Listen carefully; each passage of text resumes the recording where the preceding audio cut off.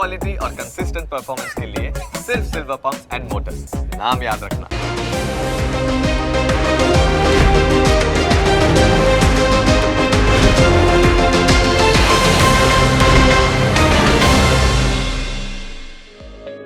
Closing capital ના પ્રાયોજક છે ટ્રેડબુલ્સ.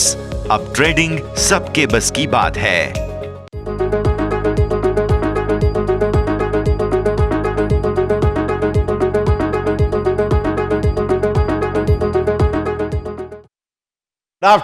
Good afternoon. સ્વાગત આપનું ક્લોઝિંગ કેપિટલમાં. હું યશ આપની સાથે ફરી એકવાર લાઈફ હાઈના આસપાસ ભારતીય માર્કેટ્સનો કારોબાર અને લીલા નિશાનના સંકેતો બધું જ સમજીશું. પણ આવો પહેલા હેડલાઇન્સ તો જોઈ લઈએ.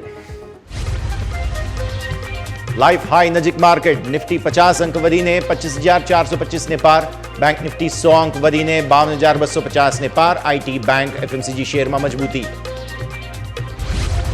ડાઉ ફ્યુચર્સમાં 70 અંકની તેજી. યુરોપિયન માર્કેટમાં 0.5% ખરીદદારી. એશિયન માર્કેટમાં જોવા મળ્યો મિશ્ર કારોબાર.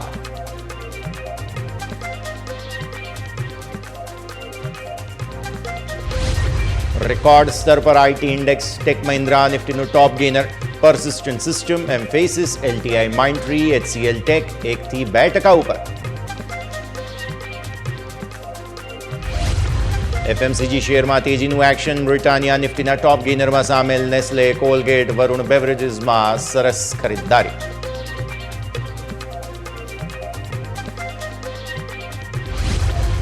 સિટી ગેસ શેર્સમાં તોફાની તેજી. યુબીએસના બુલિશ વ્યૂથી આઈજીએલ અને એમજીએલ 4% વધીને વાયદા બજારના ટોપ ગેનર્સ.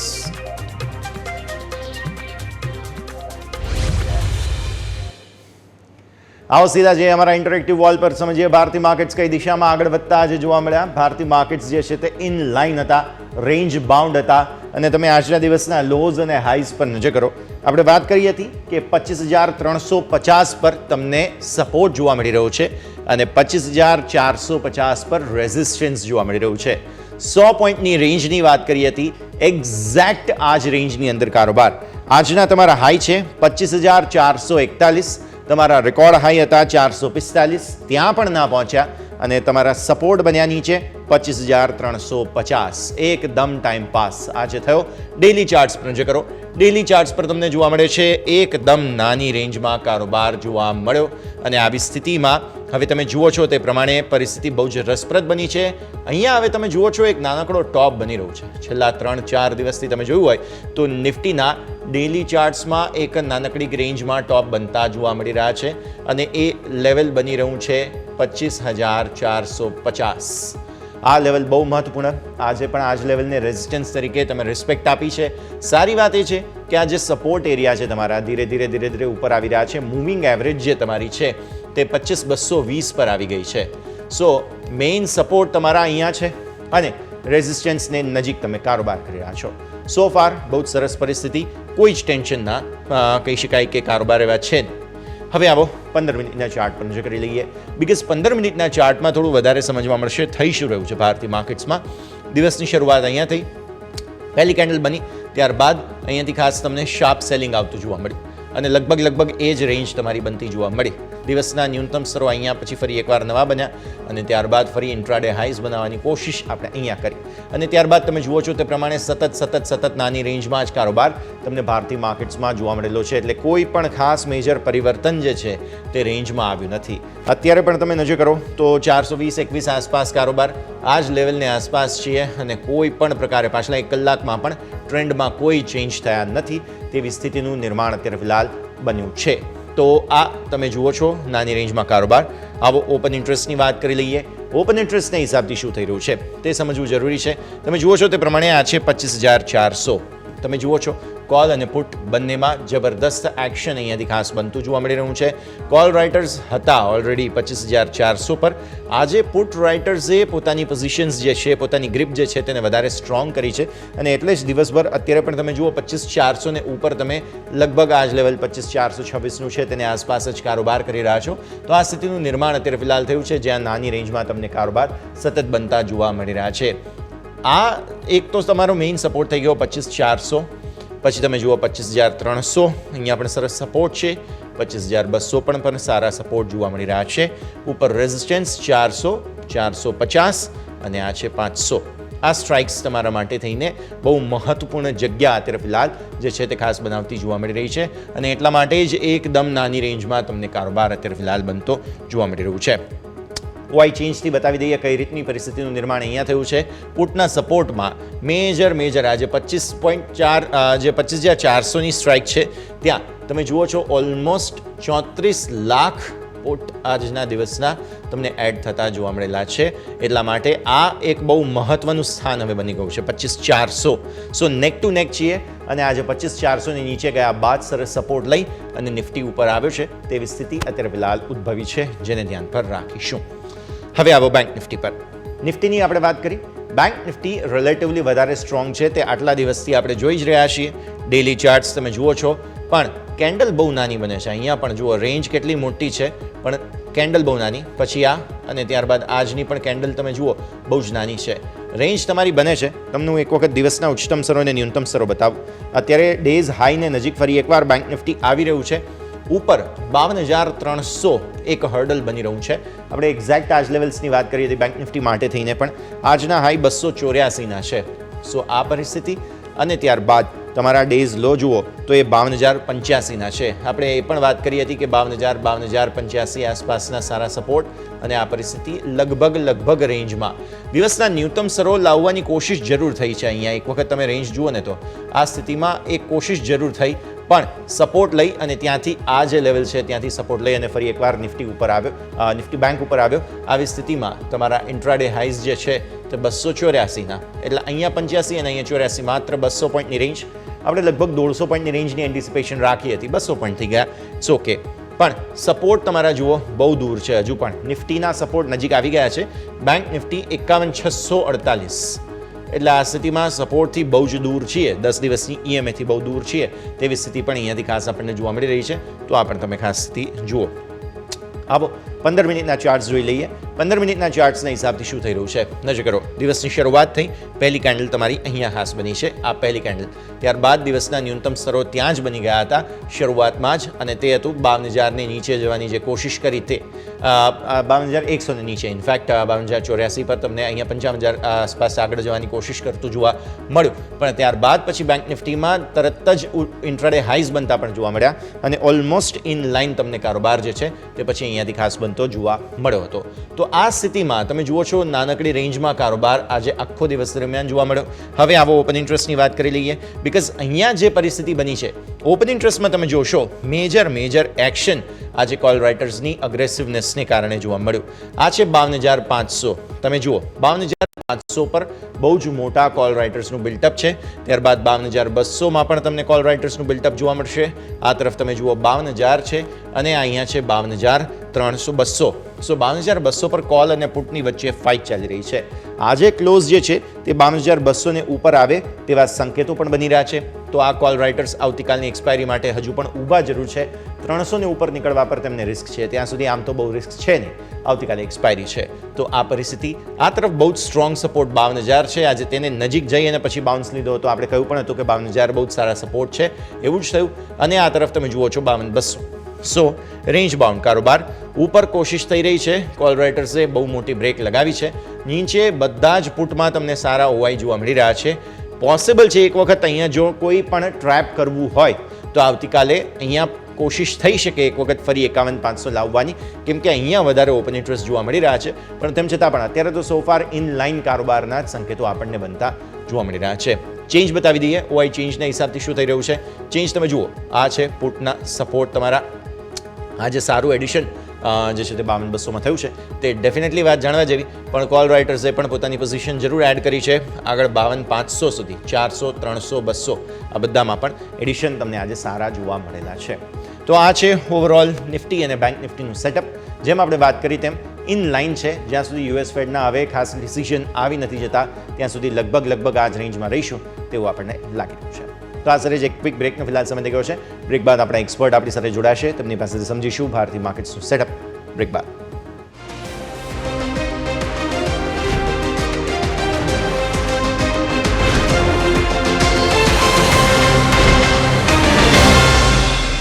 બ્રેક બાદ આપનું સ્વાગત છે. ભારતીય માર્કેટ્સ તમે જુઓ છો તે પ્રમાણે લગભગ ઇનલાઇન છે. હજુ સુધી કંઈ ખાસ પરિવર્તન નથી. હા, મિડ કેપ સ્મોલ કેપમાં થોડી કોશિશ જરૂર થઈ છે તેજી લાવવાની, પણ સો ફાર એવી કંઈ ખાસ સફળતા હજુ સુધી મળી હોય તેવા સંકેતો તો જોવા મળી રહ્યા નથી.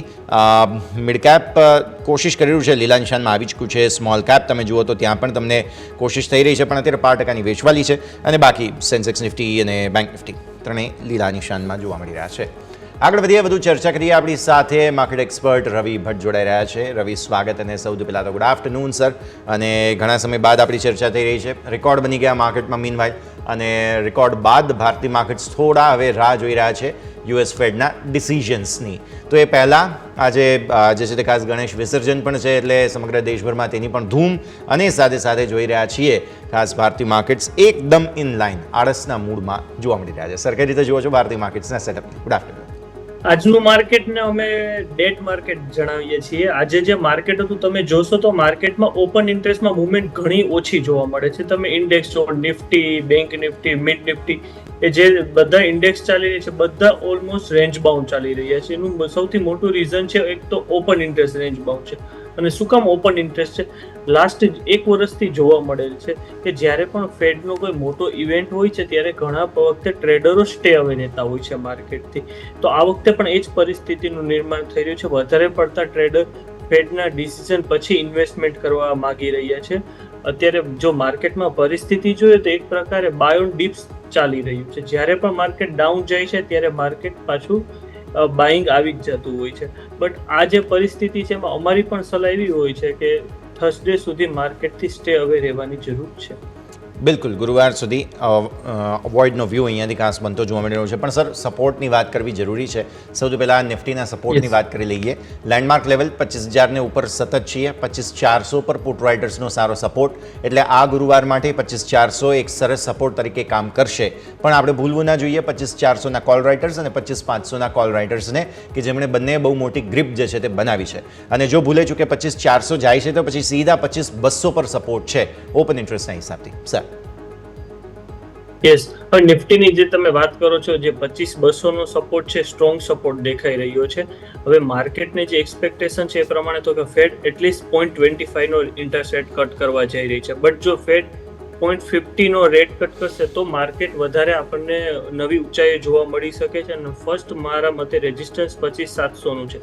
એક વખત 25,700 ક્રોસ કરશે પછી માર્કેટમાં એક વધારે પડતી તેજી જોવા મળી શકે છે.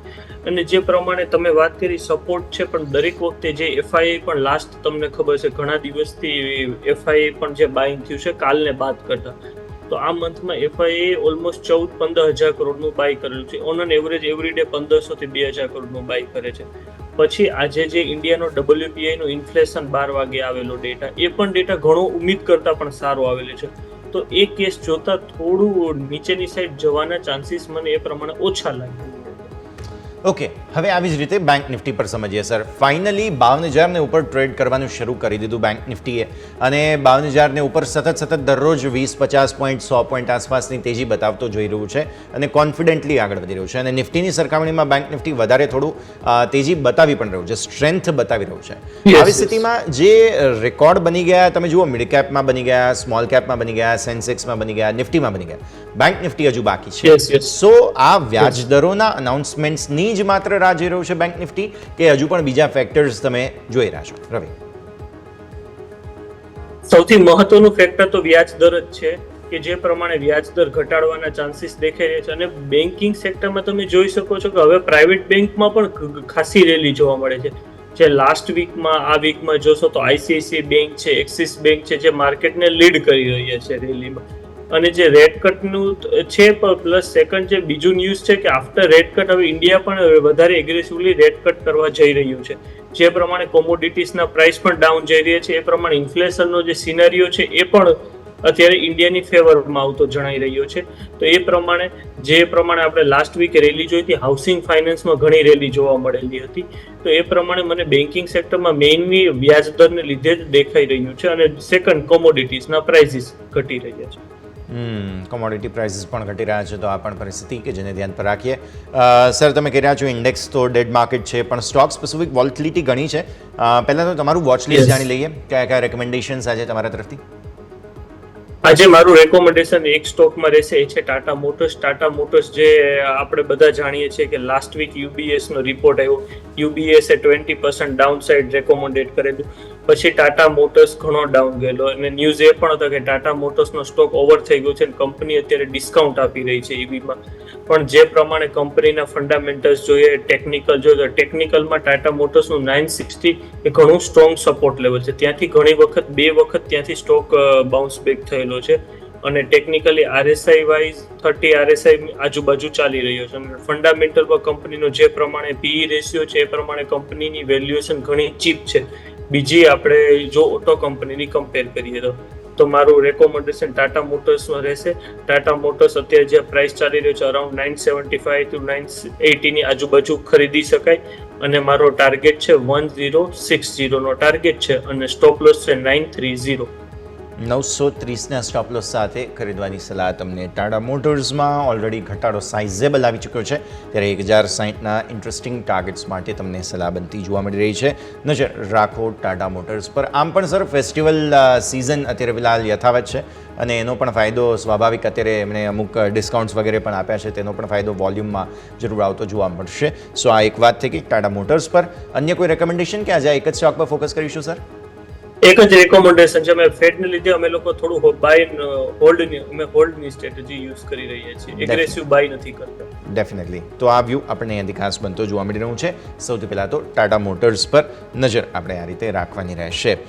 નેક્સ્ટ સ્ટોક સર ચર્ચા કરીએ, અને તે છે, તમે ટાટા મોટર્સની વાત તો કરી, પણ સાથે સાથે મારે ટાટા મોટર્સની સાથે ટીવીએસ મોટર્સને કમ્પેર કરવું છે. હવે ઓબ્વિયસલી તમને એમ થશે કે એક 2 વ્હીલર કંપની છે, એક 4 વ્હીલર કંપની છે, પણ ગ્રોથ સ્ટોરીના હિસાબથી તમે જોવા જાઓ તો ટીવીએસ મોટર્સે આજે નવી એક પ્રોડક્ટ લોન્ચ કરી છે, જે RR310 છે અપાચી, અને સામે ટાટા મોટર્સે પણ રિસેન્ટલી કર્વ લોન્ચ કરી છે. સો જો આ બંનેમાંથી પસંદ કરવું હોય તો તમે કયા સ્ટોક પર વધારે પસંદગી રાખશો, ટીવીએસ મોટર્સ કે ટાટા મોટર્સ? હવે હું બંને સ્ટોકની વાત કરું તો બંને જે તમે વાત કરી એ પ્રમાણે બંનેના સેગમેન્ટ અલગ અલગ છે. બટ જો વાત કરીએ કે હવે શું થઈ રહ્યું છે કે ઇન્ડિયામાં જે પ્રમાણે આપણે વાત કરી રહી છે ફેડ ઇન્ટરેસ્ટ રેટ કટ કરશે, તો ઇન્ડિયામાં પણ રેટ કટ થવાનો છે, તો જે ઓટો લોન છે એ પણ ચીપ થવાના ચાન્સીસ છે. એ પ્રમાણે અત્યારે જે પ્રમાણે ઓટો 4 વ્હીલનો જે લોકો બાય કરી રહ્યા છે, ગ્રોથ વધી રહ્યો છે, એ પ્રમાણે હું જો બંનેની કમ્પેર કરું છું તો હું ટાટા મોટર્સ ખરીદીશ. પણ જો હું ઓટો સેક્ટરમાં સ્પેસિફિકલી 2 વ્હીલર સેગમેન્ટની વાત કરું છું તો હું એમાં ટીવીએસ મોટર સાથે જવાનું પસંદ કરીશ. બિકોઝ જે ટીવીએસ મોટર છે, બજાજ ઓટો છે, હીરો મોટો છે, જે આપણે જોયું કે છેલ્લા 1 મહિનામાં ઓલા ઇલેક્ટ્રિકે ઘણું સારું રિઝલ્ટ આપેલું હતું, ને એ પછી જે ઓટો સેક્ટરમાં 2 વ્હીલર સેક્ટરમાં બૂમ આવેલી છે, પણ જે પ્રમાણે ટીવીએસ મોટરમાં હજી સુધી એગ્રેસિવલી ડિલિવરી બેઝ બાઇંગ જોવા નથી મળેલું. બરાબર છે, એટલે મારી ટાટા કરતાં હું ટીવીએસ કરતાં ટાટાને વધારે ઇમ્પોર્ટન્સ આપું છું. અને સેકન્ડ થિંગ કે ટીવીએસ મોટર ઓટો સેક્ટર એટલા માટે કે જે હીરો છે, બજાજ છે, એના કરતાં વેલ્યુએશન વાઇઝ ઘણો ચીપ છે, અને જે ટીવીએસ મોટરનું જે સેલ્સમાં ગ્રોથ જોવા મળી રહ્યું છે, અને કંપનીનો સ્ટોકમાં પણ જે સપોર્ટ લેવલથી જે બસ બનતો દેખાય છે, એ પ્રમાણે મારું રેકોમેન્ડેશન 2 વ્હીલ સેગમેન્ટમાં ટીવીએસ સાથે રહેશે. ઓકે, સો વ્યૂ આ પ્રમાણે ટીવીએસ મોટર્સ વધારે પસંદ કરી રહ્યું છે ટાટા મોટર્સ કરતાં, જો આ બંને પર્ટિક્યુલરલી રિસ્પેક્ટિવ સ્ટોક્સની વાત કરીએ તો. ક્વિક બ્રેકનો ફિલહાલ સમય નીકળ્યો છે, વિરામ લઈશું, અને વિરામ બાદ આપણી આ ચર્ચાને આગળ યથાવત રાખીએ.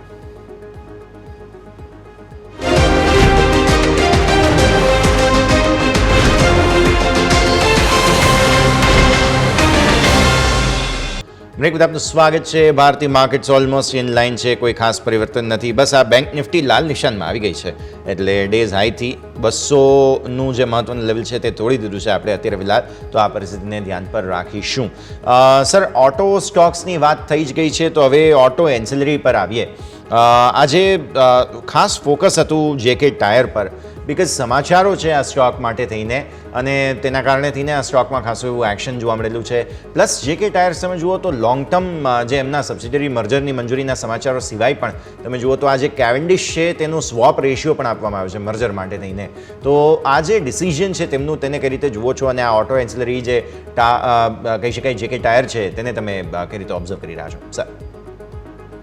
સૌપ્રથમ તમને વાત કરું તો ટાયર ઇન્ડસ્ટ્રી. તો ટાયર ઇન્ડસ્ટ્રી અત્યારે જે પ્રમાણે આપણે જોઈ રહી છે એ પ્રમાણે થોડા કોન્સોલિડેશન ફેઝમાંથી પસાર થઈ રહી છે.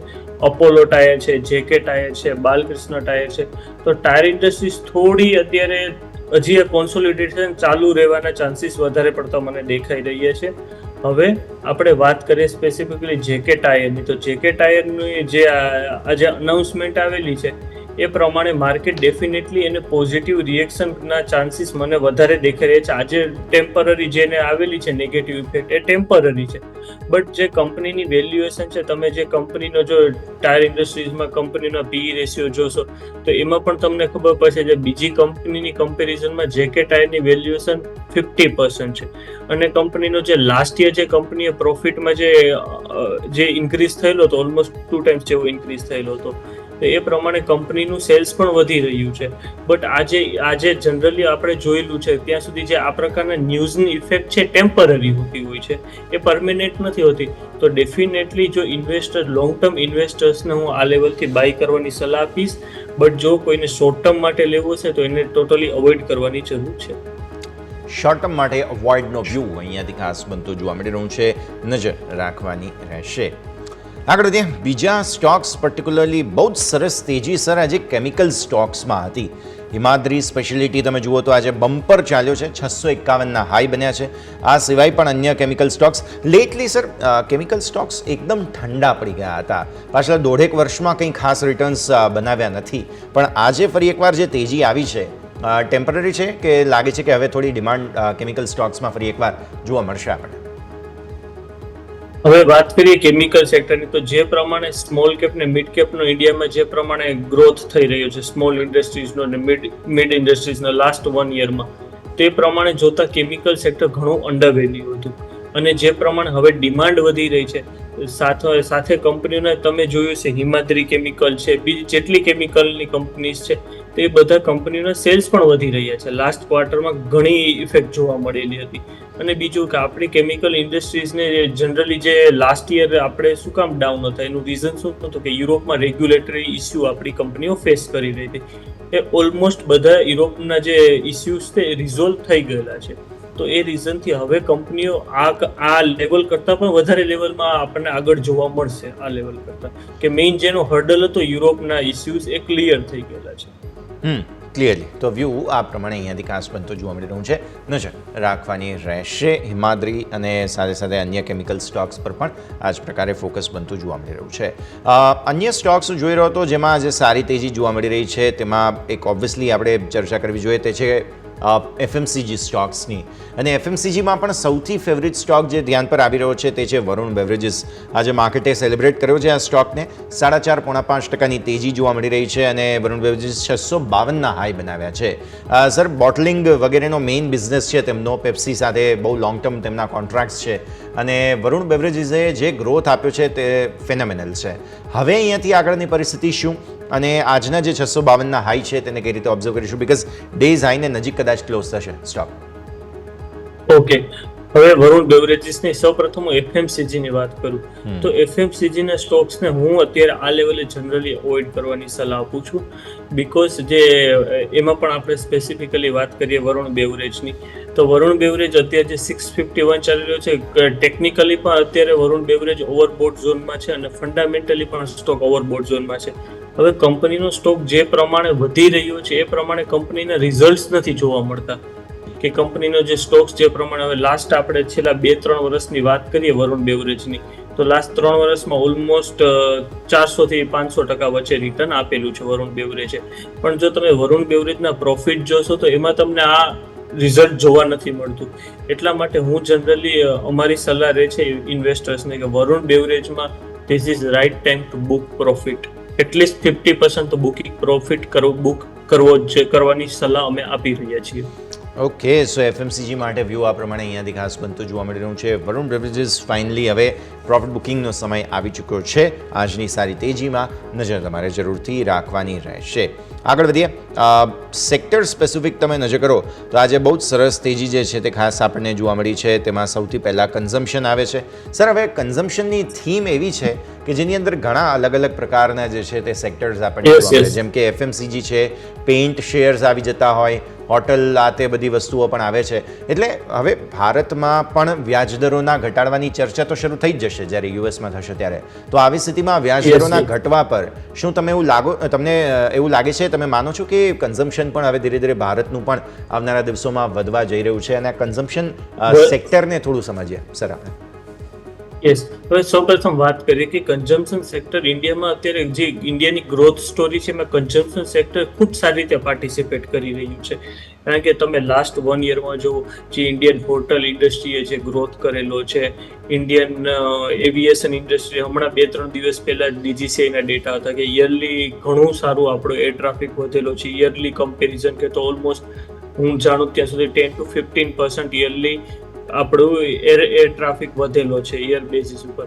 અને જે આ ફૂડ ઇન્ડસ્ટ્રીઝ છે તો એ બધા જે પ્રમાણે રેટ કટમાં પાર્ટિસિપેટ કરી રહ્યા છે એ આપણને જે GST કલેક્શનમાંથી પણ આપણને શો થઈ રહ્યો છે ડેટા કે જે પ્રમાણે કન્ઝમ્પશન સ્ટોરી ઇન્ડિયાની વધી રહી છે. રેટ કટમાં હજી પણ વધારે બૂસ્ટઅપ મળી રહ્યો છે કે જે આપણે 2022 કે જે આપણે જે ઇન્ટરેસ્ટ રેટ હાઈ કરેલો તો ઓલમોસ્ટ આપણો 6.5 રેપો રેટમાં, છતાં પણ કન્ઝમ્પશન સેક્ટર એટલું હિટ નહોતું થયેલું જેટલા બીજા સેક્ટર થયેલા.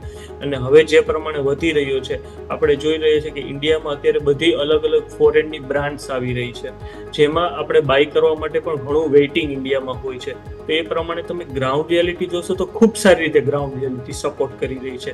અને ઘણી કંપનીઓના જે બ્રાન્ડેડ કંપનીઓના IPO આવી રહ્યા છે તો બ્રાન્ડ છે બધી અલગ અલગ ફેશનમાં, કપડામાં, તો એ જે ગ્રોથ જોવા મળી રહ્યું છે એ પ્રમાણે આ ગ્રોથ હજી કન્ટિન્યુ રહેશે. આ તો હજી સ્ટાર્ટ થયેલું છે આ ગ્રોથ આ લેવલમાં, આ સેક્ટરમાં. ક્લિયર. તો ये तो अभी शुरुआत है એવું આપણે માની શકાય. કન્ઝમ્પશનની ડેફિનેટલી બહુ સરસ થીમ અહીંયાથી આગળ કિક ઇન થતી આપણને જોવા મળશે તેવું લાગી રહ્યું છે. સર, કોન્સ્ટન્ટલી બીજો દિવસ છે. થર્મેક્સ આજે ગઈકાલે પણ મજબૂત હતો, આજે પણ જોવા મળી રહ્યું છે. સબસિડિયરીને બહુ મોટો ઓર્ડર મળ્યો છે ઇનફેક્ટ, અને એના કારણે માર્કેટ કેપ સતત વધવા લાગી છે. હવે સ્ટોકની 52 વીક હાઈ બનવા લાગ્યા. થર્મેક્સને આ ઓર્ડરનું આટલું મહત્વ શા માટે સર? સ્ટોકમાં ટેકનિકલી પણ વાત કરીએ, 5248ના આજના હાઈ છે. થર્મેક્સની વાત કરીએ તો થર્મેક્સમાં ટેકનિકલી જે સારું એવું એક તો બ્રેકઆઉટ આવેલું છે એ પ્રમાણે પણ સ્ટોક અમે લોકોએ આ સ્ટોક 2 દિવસ પહેલા જ રેકોમેન્ડેડ કરેલો હતો ઇન્વેસ્ટર્સને કે જે પ્રમાણે ટેકનિકલ બસ બનતો જોવા મળતો હતો. અને જે પ્રમાણે સ્ટોકે 13 સપ્ટેમ્બરે જે બ્રેકઆઉટ આપેલું હતું એ પ્રમાણે સ્ટોક ખૂબ સારું રિટર્ન આપેલું છે. હવે ટેકનિકલી સ્ટોકનું આજે 5250 ની આજુબાજુનું રેઝિસ્ટન્સ છે. એટલે અમે લોકો જનરલી એડવાઇસ આપીએ છીએ કે આ લેવલ જે શોર્ટ ટર્મ ને મીડિયમ ટર્મ ટ્રેડર્સે બુક કરી લેવાની જરૂર છે પ્રોફિટ. અને જે લોંગ ટર્મના ઇન્વેસ્ટર્સ છે એ 5000 અરાઉન્ડ સ્ટોપ લોસથી આગળના લેવલનું 5800ના લેવલનું વેઇટ કરી શકે છે. ઓકે, સો વ્યૂ આ પ્રમાણે અહીંયાથી ખાસ બનતો જોવા મળી રહ્યું છે જ્યાં સુધી વાત આવે છે થર્મેક્સ આજે ફોકસમાં. ક્વિક બ્રેકનો ફિલહાલ સમય ગયો છે. વિરામ લઈએ અને વિરામ બાદ ભારતીય માર્કેટ્સના ક્લોઝ અને આગળની સ્થિતિ પર નજર કરીશું. બ્રેક બાદ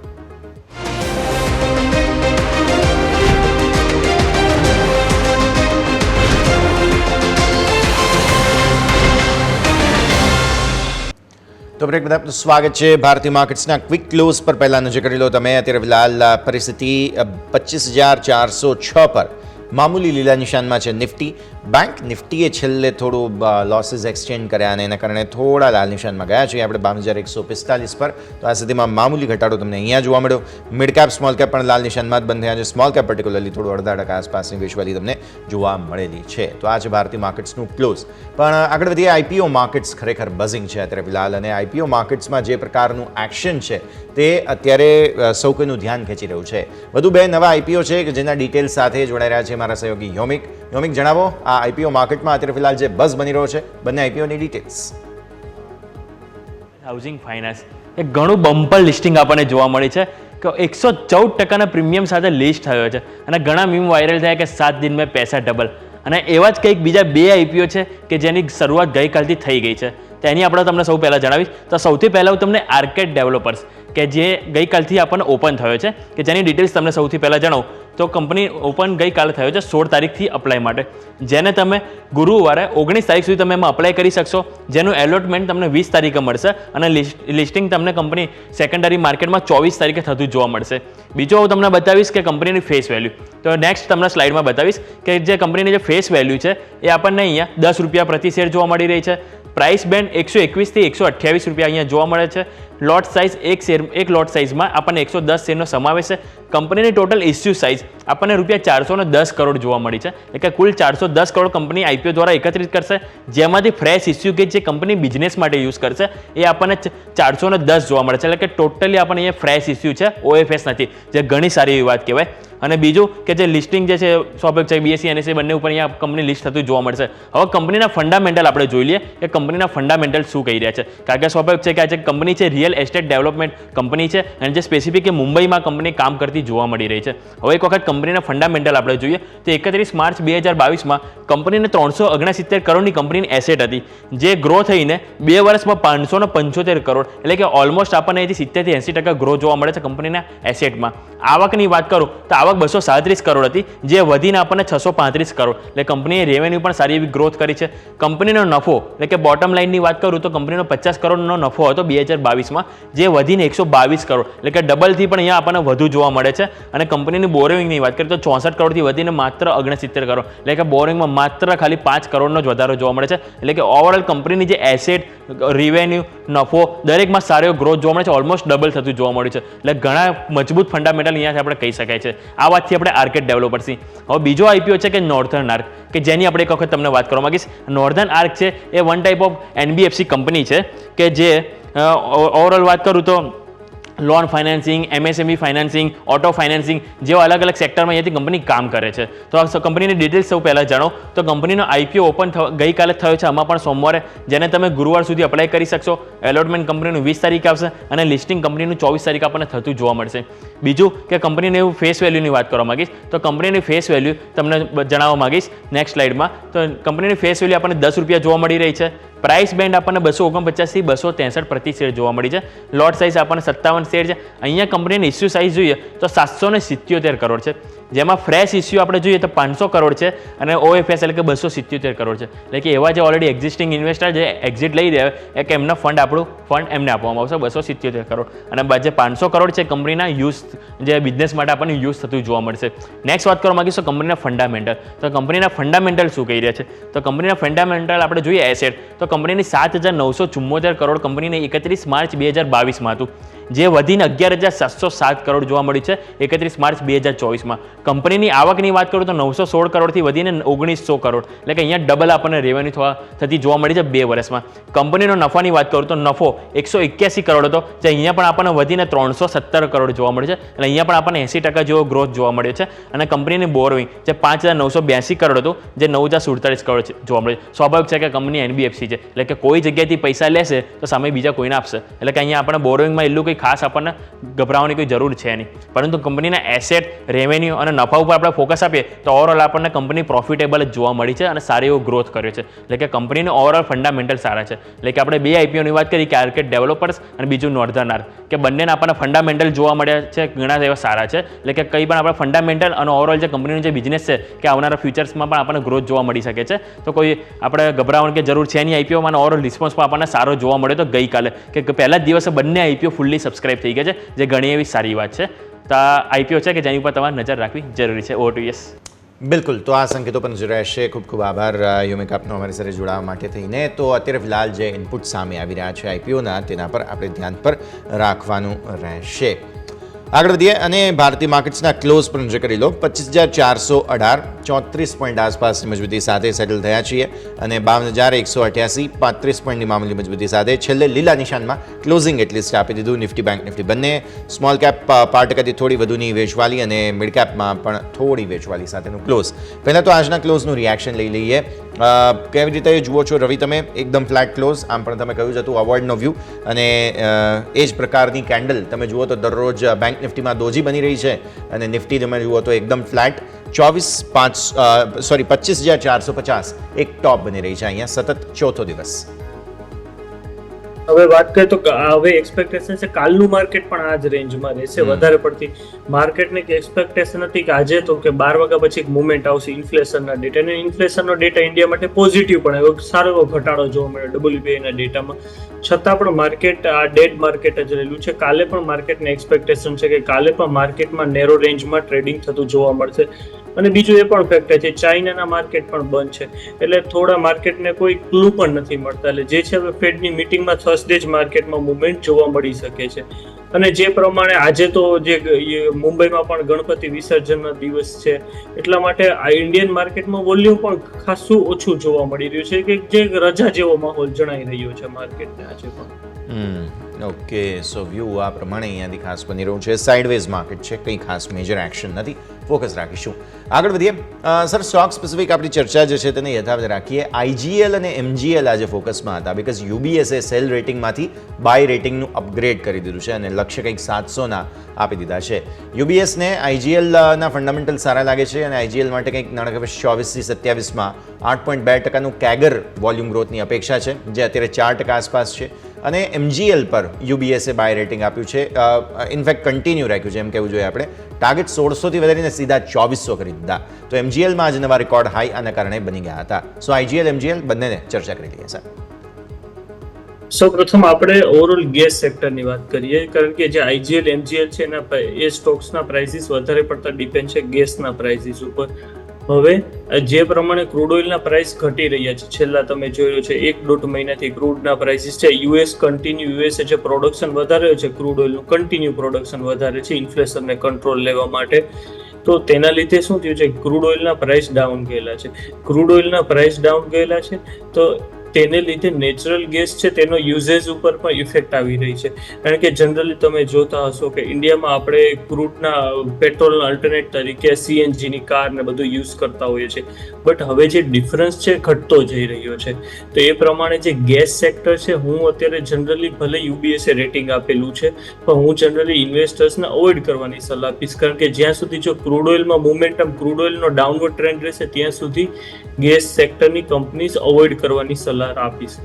અચ્છા સર, આમાં ગુજરાત ગેસની સાથે અલગ ફંડામેન્ટલ્સ છે, બિકોઝ અહીંયા જે રીતે સરકાર દ્વારા અનાઉન્સમેન્ટ્સ થયા હતા, મર્જર આ તે બધી પછીની વાત, તો એ પણ થોડું ઇન્ક્લુડ કરી દઈએ. ગુજરાત ગેસને પણ શું તમે થોડું અવોઇડનો વ્યૂ આપી રહ્યા છો? ગુજરાત ગેસ આપણે જે વાત કરીએ એ પ્રમાણે ગુજરાત ગેસની વેલ્યુએશન થોડી આઈજીએલ ની એમજીએલ કરતા થોડી ચીપ છે ગુજરાત ગેસની. તો ગુજરાત ગેસ આપણે બાય કરવો હોય ડાયવર્સિફિકેશન પર્પઝથી જો ક્રૂડ ઓઇલના, તો ડેફિનેટલી કરી શકાય ગુજરાત ગેસ.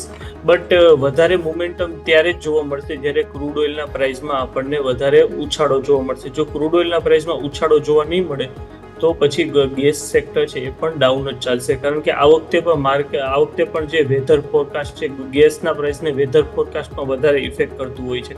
તો જે પ્રમાણે વેધર ફોરકાસ્ટ છે તેમાં વધારે ઠંડી અત્યારે પણ માર્કેટ અવોઇડ કરી રહ્યું છે કે આ વખતેનો પણ શિયાળો છે એ ઓછો ઠંડો હશે.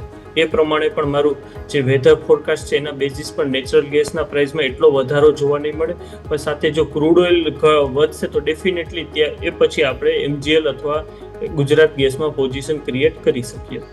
ઓકે, સો વ્યૂ આઈજીએલ, એમજીએલ, ગુજરાત ગેસ ત્રણેય માટે આપણે ચર્ચા કરી છે.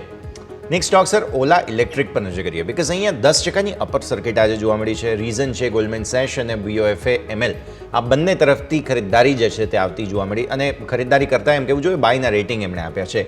ગોલ્ડમેન સેશે બાય રેટિંગ સાથે 160ના ટાર્ગેટ આપ્યા, BOFA સિક્યુરિટીઝે બાય રેટિંગ સાથે 145ના ટાર્ગેટ આપ્યા. ગોલ્ડમેન સેશના મતે કંપની 40% કેગર ગ્રોથ આવકનું બતાવશે, નાણાકીય વર્ષ 2027 સુધીમાં બ્રેક ઇવન પર આવી જશે. BOFA સિક્યુરિટીઝ એમ કહે છે કે કંપનીની ટેકનોલોજી અને કોસ્ટ લીડરશિપ પર વધારે ફોકસ જોવા મળી રહ્યું છે. બંનેને પસંદ છે, એક સાથે બંનેનો રિપોર્ટ આવે છે ઓલા ઇલેક્ટ્રિક પર. સર, હવે ઓલા ઇલેક્ટ્રિકની વાત કરીએ તો જ્યારે આનો IPO આવેલો ત્યારે પણ આપણે ડિસ્કસ કરી લીધી તમારા પ્રોગ્રામમાં, ત્યારે પણ ઓલા ઇલેક્ટ્રિક ઉપર બુલિશ હતો. તો મારે હું પણ અત્યારે જે ઓલા ઇલેક્ટ્રિક છે તો એમાં હું બાય કરવાનું હું પણ પોતે સલાહ આપીશ, જે પ્રમાણે આ રેટિંગ એજન્સી આપી રહી છે. તેનું રીઝન શું છે કે જે પ્રમાણે ઓલાની જે કોસ્ટ લીડરશિપમાં આવી રહી છે, ઓલાને પણ કોમ્પિટિશન છે. અત્યારે આપણે જોઈ શકીએ છીએ બજાજ ઓટો, હીરો, બધા જે સેગમેન્ટમાં, TVS છે, એ બધા આ સેગમેન્ટમાં ઇલેક્ટ્રિકમાં ઓલમોસ્ટ આવી ચૂક્યા છે અથવા આવવાની તૈયારી કરી રહ્યા છે. અને એ બધી કંપનીઝ છે જે ટુ વ્હીલરની, એની પાસે પોતાનો એક કસ્ટમર બેઝ પણ છે. પણ જે પ્રમાણે ઓલા કોસ્ટ કટિંગ ઉપર કામ કરી રહી છે, તો એ પ્રમાણે ઓલાનું સેલ્સ છે જે એ વધારે ને વધારે વધવાનું છે, કારણ કે એની જે પ્રાઇસ છે હવે એની પ્રાઇસને જે બીજી પેટ્રોલિયમ સ્કૂટરના પ્રાઇસમાં ડિફરન્સ ઓછો થતો જાય છે. જો આપણે કમ્પેર કરીએ, પહેલાં વધારે પડતો ડિફરન્સ રહેલો, ને હવે જે આજે ન્યૂ ટેકનોલોજી યુઝ કરીને ઓલાએ જે કોસ્ટ કટિંગ કરેલું છે એ ગેમ ચેન્જર રહેશે ઓલા માટે. અને એના બેઝિસ ઉપર હું હજી પણ બોલીશ છું કે ઓલમોસ્ટ આ ફરીથી આપણને 150 ઉપરનું બિલકુલ લેવલ જી. તો એ લેવલ જે છે તે અહીંયાથી 150ની ઉપર પછી આગળ જોવા મળી શકે તે પ્રકારની સંકેત પણ બની રહ્યા છે. સો ઓલા આ પ્રમાણે એક ઓબ્ઝર્વેશન અહીંયાથી ખાસ બની રહ્યા છે, નજર રાખવાની રહેશે. આગળ વધીએ સર, બ્રોકરેજ હાઉસીસ જે છે આ બધા જ સ્ટોક્સ આજે ખાસ ફોકસમાં હતા. In fact broking services Geojit financial સર્વિસીસમાં આજે નવા રેકોર્ડ હાઈ બન્યા અને ત્યારબાદ પ્રોફિટ બુકિંગ આવ્યું છે. 19 સપ્ટેમ્બરના રોજ કંઈક 200 કરોડના રાઇટ્સ ઇસ્યુ માટે બેઠકનું આયોજન છે અને બેઠક બાદ ઇસ્યુ પ્રાઇસ અને રાઇટ્સ એન્ટાઇટલમેન્ટ આ બંને રેશિયો નક્કી કરવામાં આવશે. અને ઇન જનરલ પણ માર્કેટ પાર્ટિસિપન્ટ્સ જે બ્રોકિંગ સર્વિસીસ આપતી કંપનીઓ વગેરેમાં પણ થોડું એક્શન જોવા મળી રહ્યું છે. પહેલાં જીઓજીત ફિનાન્શિયલની વાત કરીએ અને ત્યારબાદ જે માર્કેટ પાર્ટિસિપન્ટ્સ છે બીકોઝ એનએસઈ આઈપીઓની પણ ચર્ચાઓ શરૂ થઈ ગઈ છે, આ બધાની વચ્ચે થોડું સમજીએ સર. હવે જીઓજીત ફાઇનાન્સ તો જે પ્રમાણે બ્રોકિંગના વાત કરીએ જીઓજીત ફાઇનાન્સ ઉપર, તો કંપનીનો જે શેર્સ છે એ થોડો સેક્ટર પ્રમાણે કંપનીનો સ્ટોક અંડર પરફોર્મ હતો. જે પ્રમાણે જે બીજા બ્રોકિંગ સર્વિસીસના આપણે જોઈએ છે, જે પ્રમાણે કંપનીએ રિટર્ન જનરેટ કર્યું છે એ પ્રમાણે તો કે આ સ્ટોક થોડો અંડર વેલ્યુ હતો. પણ જે પ્રમાણે એના ન્યૂઝ આવેલા છે આજે માર્કેટમાં, એને માર્કેટે ઘણા નેગેટિવ લીધેલા છે. બટ આ જે ન્યૂઝ છે આમાં ઘટાડો એક ટેમ્પરરી ઘટાડો દેખાઈ રહ્યો છે. બટ કંપનીની જે પ્રોબ્લેમ શું હતો કે કંપની શોર્ટ ટર્મમાં થોડું ઓવરબોટ ઝોનમાં ચાલી રહ્યું હતું, કે જે પ્રમાણે તમે જોયું છે ટેકનિકલી પણ આરએસઆઈ છે, કંપનીની ઈએમએ છે, તો એ પ્રમાણે ઇન્ડિકેશન આપણને મળતા હતા કે સ્ટોકમાં એક પ્રોફિટ બુકિંગ જોવા મળશે. તો આ જે જોવા મળી રહ્યું છે એક પ્રકારનું પ્રોફિટ બુકિંગ જોવા મળી રહ્યું છે આપણને સ્ટોકમાં. અને આ સ્ટોક તો કે અરાઉન્ડ હજી પણ થોડો નીચે જઈ શકે છે. 140 to 150 એનું સ્ટ્રોંગ સપોર્ટ રહેશે અને પછી સ્ટોકમાં આપણને એક ઉછાળો જોવા મળશે. પણ જો આપણે બ્રોકિંગ ઇન્ડસ્ટ્રીમાં જ ઇન્વેસ્ટમેન્ટ કરવું હોય તો મારા મતે Angel broking is one of the good choice.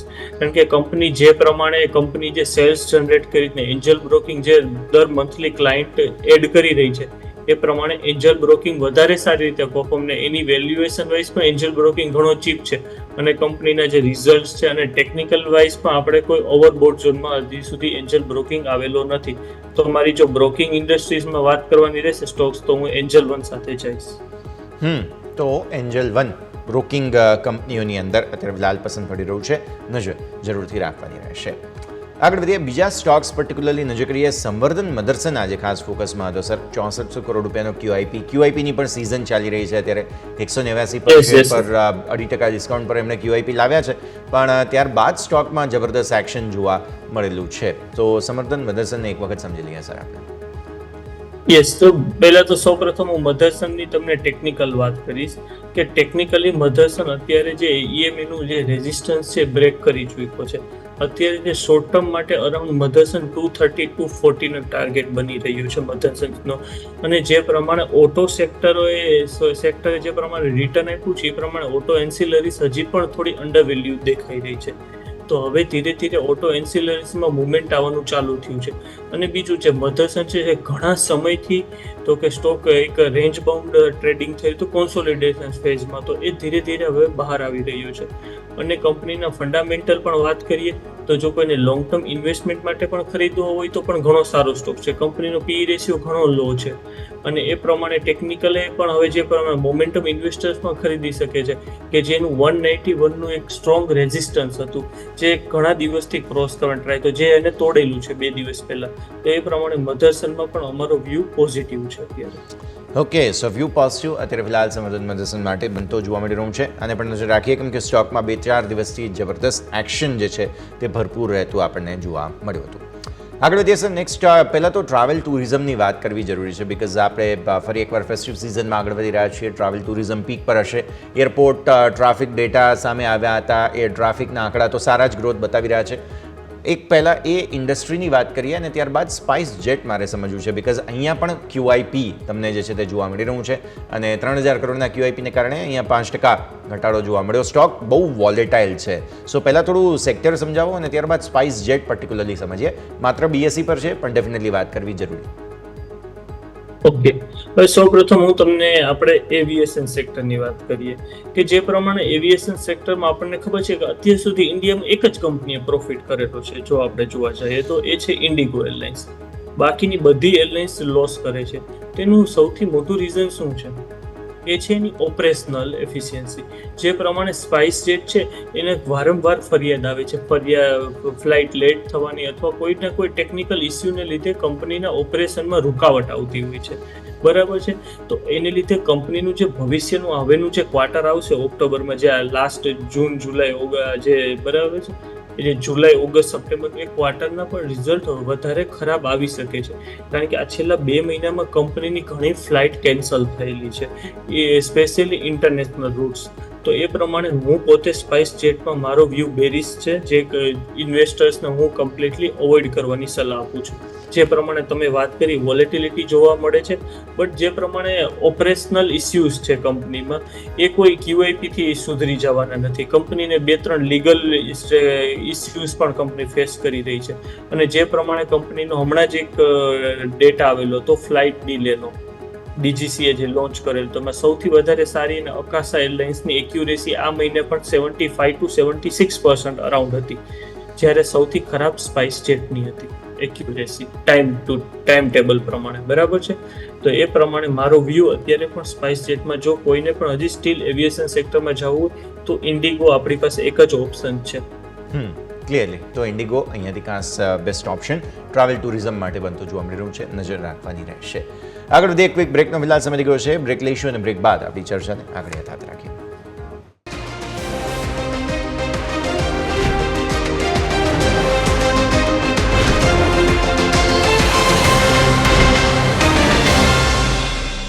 Break બાદ આપનું સ્વાગત છે. ભારતીય માર્કેટ્સ લીલા નિશાનમાં ફાઇનલી બંધ જરૂર થયા છે, પણ એકદમ રેન્જ બાઉન્ડ કારોબાર એકદમ સીમિત દાયરામાં સંકેત બનતા જોવા મળી રહ્યા છે.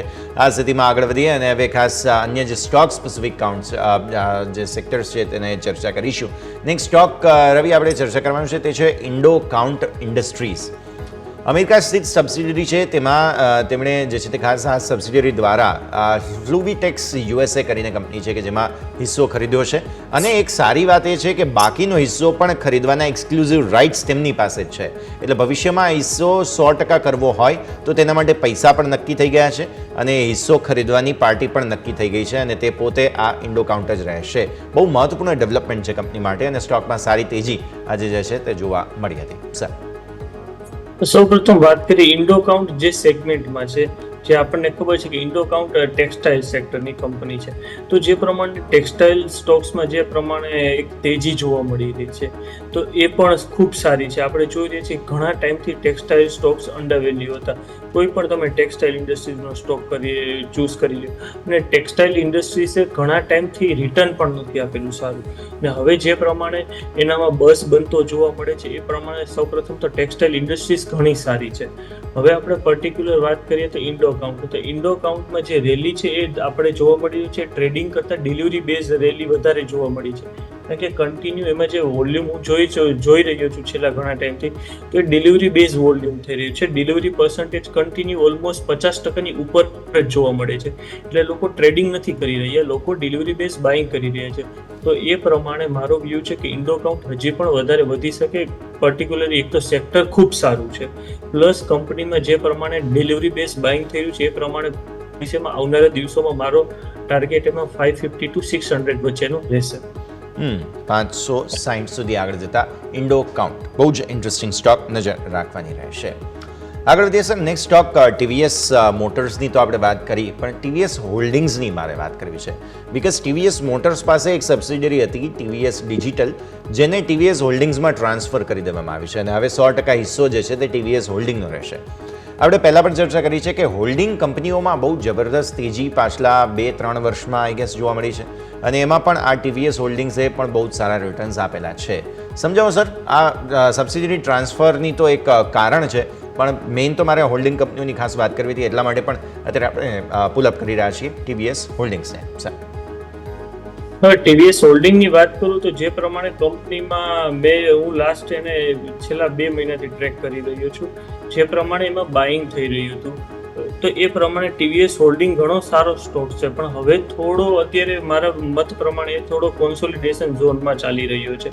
તો હજી થોડા અઠવાડિયું 10 દિવસ સ્ટોક એક નેરો રેન્જમાં ટ્રેડ થઈ શકે છે, કારણ કે છેલ્લા ઘણા ટાઈમથી એમાં વોલ્યુમ જે આપણે વાત કરતા હોય તો છેલ્લા 1.5 મહિનાથી 1 મહિનાથી તેમાં વોલ્યુમ ઘણું ઓછું જોવા મળે છે, એક નેરો રેન્જમાં વોલ્યુમ જોવા મળે છે.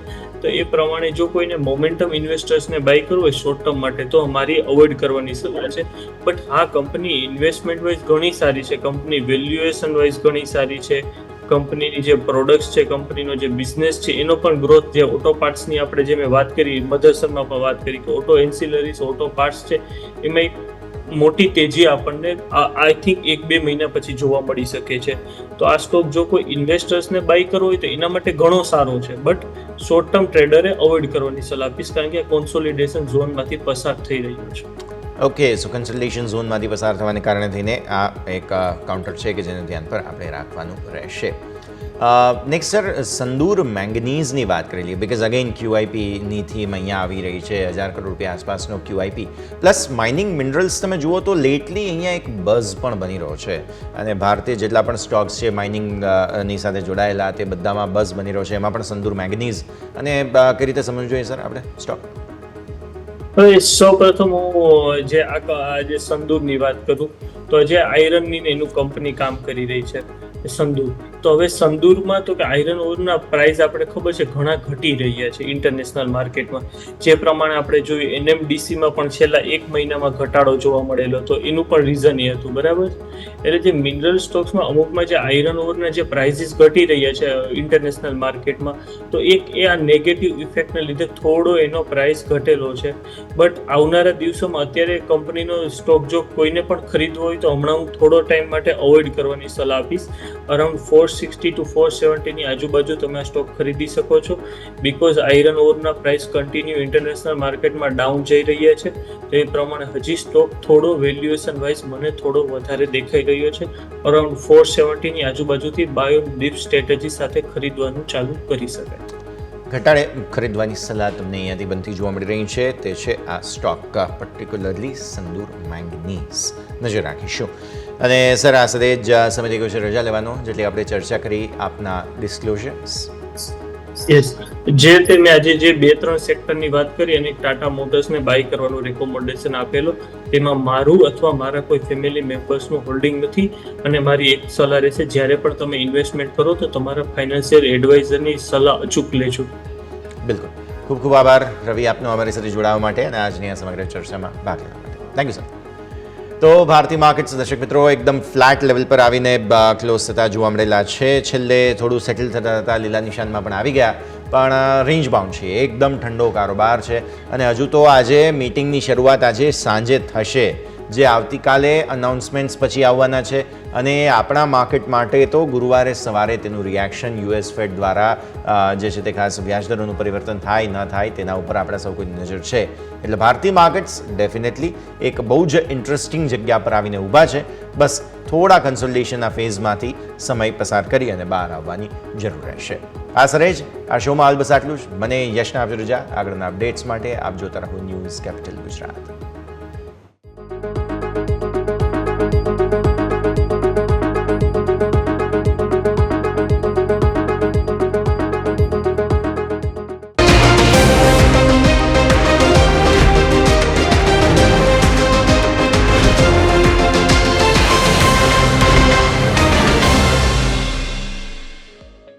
क्लोजिंग कैपिटल ना प्रायोजक છે ટ્રેડ બુલ્સ. अब ट्रेडिंग सबके बस की बात है.